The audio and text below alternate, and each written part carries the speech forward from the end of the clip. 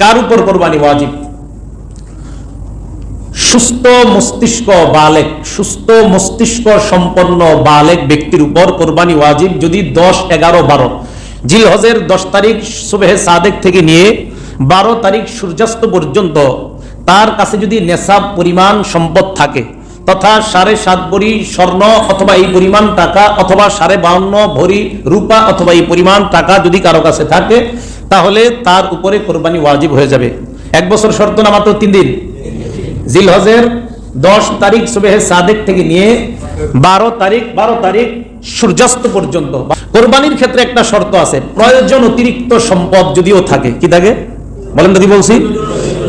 কারো কাছে প্রয়োজনের অতিরিক্ত সম্পদ আছে, এই প্রয়োজনের অতিরিক্ত সম্পদকেও নেশাবের মধ্যে গণ্য করতে হবে। হুজুর প্রয়োজনের অতিরিক্ত যেমন, উদাহরণ দেন, কারো 50 বিঘা জমি আছে। কয় বিঘা?